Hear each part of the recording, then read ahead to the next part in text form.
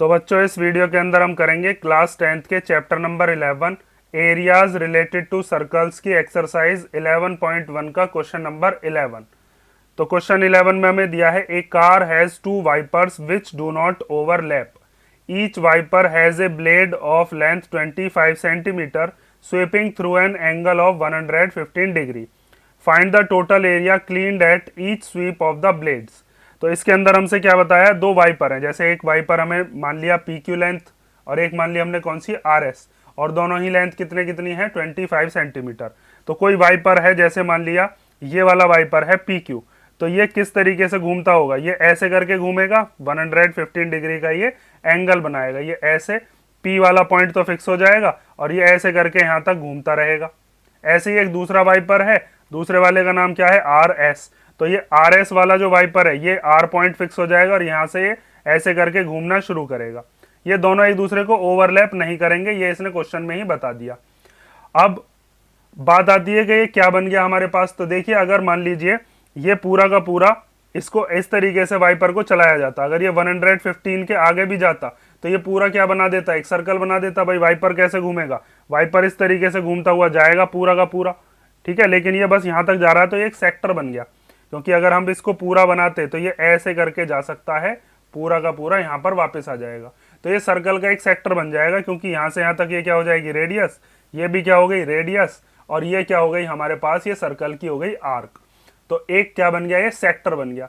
तो हम एक सेक्टर का एरिया निकाल लेंगे, दूसरा भी इसी तरीके का, उसमें भी रेडियस इतनी है और एंगल इतने का ही है। तो टोटल एरिया निकालने के लिए एक सेक्टर के एरिया में 2 की मल्टीप्लाई कर देंगे, हमें ये पता चल जाएगा कि ब्लेड्स जब एक बार अपना चक्कर लगाते हैं तो कितना एरिया क्लीन कर सकते हैं। ये चीज याद रखना, ये पी पॉइंट और आर पॉइंट पर फिक्स हो जाएगा और ऐसे करके ये घूमना शुरू कर देगा, ऐसे करके ये घूमता रहेगा इस वाले पॉइंट पर, और ये जो आर वाला पॉइंट है इससे ये ऐसे करके घूमेगा, ठीक है। तो अब हम करते हैं इसका सॉल्यूशन, उसको देखो ध्यान से।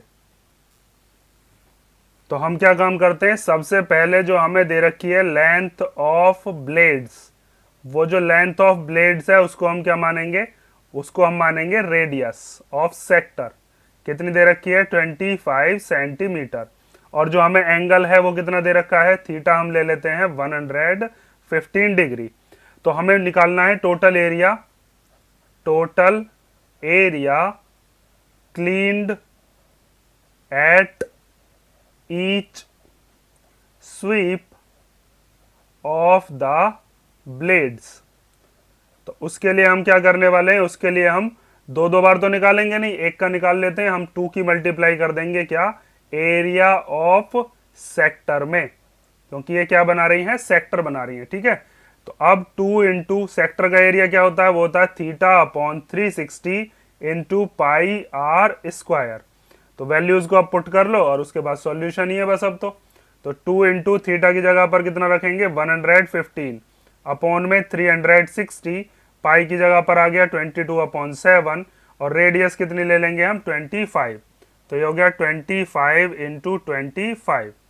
अब कैंसिल आउट करो, 5 से इसको कैंसिल कर लेते हैं, तो 5 2 जा 10 और 1 बचा, 1 और 5 15, 5 3 जा 15। फिर 5 से इसको कैंसिल करते हैं तो 5 से ही चला जाएगा, 5 7 जा 35 और 5 2 जा 10, 2 से कैंसिल करते हैं, 2 1 जा 2 और 2 से ही चला जाएगा कितनी बार 36 बार। उसके बाद 2 से हम इसको भी कैंसिल कर सकते हैं, इसको भी, तो 2 से ही चला गया 18 बार और 2 से ही चला गया 11 बार।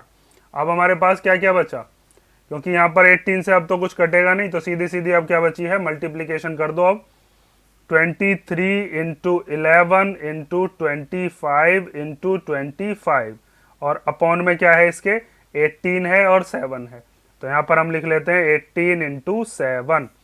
तो 23 की 11 में करते हैं पहले, तो ये हो जाएगा 11 3 जा 33 का 3, कैरी बचा 3। उसके बाद 11 2 जा 22 और 3 कितने हो गए 25, ठीक है।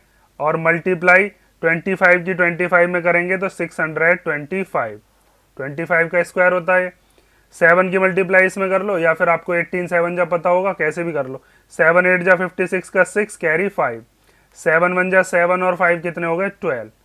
अब इनकी मल्टीप्लीकेशन आपको करनी पड़ेगी, इन दोनों की मल्टीप्लाई कर लेते हैं और अपना आंसर आ जाएगा। तो ये आया आपका 158,125, इन दोनों की मल्टीप्लीकेशन कर लेना, ठीक है।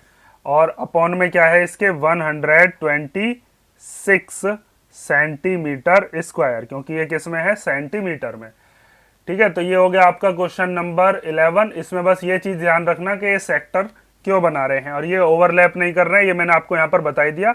ये वाला पॉइंट कर देना फिक्स और ये इस तरीके से घूमेगा ऐसे करके, ठीक है। तो ये क्या बना रहा होगा, एक सेक्टर बना रहा होगा, ऐसे करके इधर वाला घूमेगा और दूसरा वाला भी इसी तरीके से घूमेगा। पी पॉइंट फिक्स हो जाएगा और ये ऐसे करके घूमना शुरू कर देगा, ठीक है। इसे कर लो। अगर इसमें कोई डाउट हो तो आप कमेंट करके पूछ लेना और नेक्स्ट वीडियो में हम करते हैं इसका नेक्स्ट क्वेश्चन, क्वेश्चन नंबर 12।